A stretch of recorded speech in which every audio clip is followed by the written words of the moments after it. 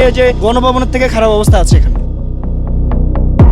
আলিয়া মাদ্রাসার যারা শিক্ষার্থী রয়েছেন আমরা দেখতে পাচ্ছি দরজা মেইন যে গেট রয়েছে সেটি বন্ধ থাকার কারণে তাদেরকে জানালা দিয়ে বের হতে হচ্ছে। আমাদের দুটো গেট আটকানো, এই জন্য আমরা জানালা দিয়ে বের হই। বহিরাগত যারা আছে বা যারা হলের মধ্যে এই হাঙ্গাদাঙ্গামা করছে তারাই লুটপাট করছে।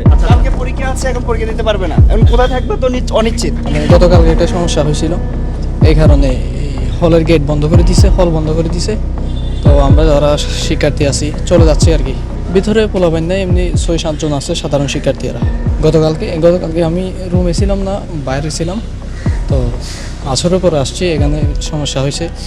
এরপরেই আবার রাতে বের হয়ে গেছিলাম, আবার কিছুক্ষণ আগে আসছি।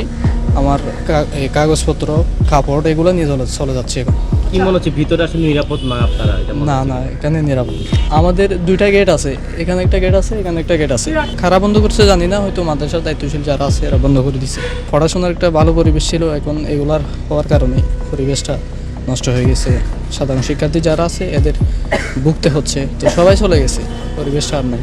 আমাদের চাওয়া সুন্দর একটা পরিবেশ হোক, যাতে আমরা পড়াশোনা করতে পারি। শিক্ষার্থী যারা আছি, এখন তো পরিবেশ ভালো নেই, ভিতরেও অবস্থা খারাপ, ফলাফাইন নাই, আমরা ভয়ে দিন কাটাচ্ছি। তো এখন চলে যাচ্ছি আর কি। সরকারের প্রতি আহ্বান, আমাদের অনুরোধ, শিক্ষা প্রতিষ্ঠানে ভালো একটা পরিবেশ সৃষ্টি করে আমাদের পড়াশোনার পরিবেশ করে দেওয়া। আমাদের দুটো গেট আটকানো, এই জন্য আমরা জানালা দিয়ে বের হচ্ছে আর কি।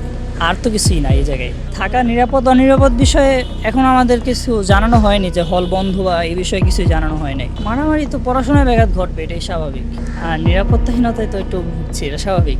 এটা সব ক্যাম্পাসেই হচ্ছে এই আর কি। ভিতরে শিক্ষার্থী বলতে ভিতরে ওরকমও শিক্ষার্থী নাই, আর সবাই মানে আস্তে ধীরে চলে যাচ্ছে আর কি। যার যা জিনিসপত্র, যা কিছু প্রয়োজনীয় কিছু লাগে তা নিয়ে চলে যাচ্ছে আর কি। সন্ধ্যার পরে যে সময় সবাই ছিল ওই সময় কিছু হয় না, কিন্তু সারা রাত যে লুটপাট হয়েছে হলের যে গ্রিল কাইটে যে সারা রাত লুটপাট হয়েছে, এগুলো দেখার মতো কেউ ছিল না। আমরা বলবো কেন লুটপাট করছে, এর বিশেষ করে বহিরাগত যারা আছে বা যারা হলের মধ্যে এই হাঙ্গাদাঙ্গামা করছে তারাই লুটপাট করছে। সারা রাত একটা রুমও ঠিক নেই, প্রত্যেকটা রুম।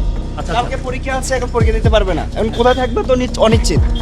এখন হয়তো আমরা যারা আশেপাশে আছি আমাদের একটা জায়গা আছে, কিন্তু যাদের কালকে পরীক্ষা, অনার্সের পরীক্ষা চলতেছে ফাইনাল ইয়ার, তারা কি করবে? তো কালকে রাতে কিন্তু লুটপাট হয়েছে, পুরো হলে লুটপাট হয়েছে। আমরা রুমে ঢুকে দেখি আমাদের ল্যাপটপ নাই, আপনার চার্জার নাই, ইমার্জেন্সি যে আপনার বই খাতা কিছুই নাই, সব এলোমেলো। আপনারা যদি যখন ভিতরে ঢুকতে পারবেন তখন অবস্থা দেখবেন যে হলের কি অবস্থা। এটা তো ওই যে 5 তারিখে যে গণভবনের থেকে খারাপ অবস্থা আছে এখানে।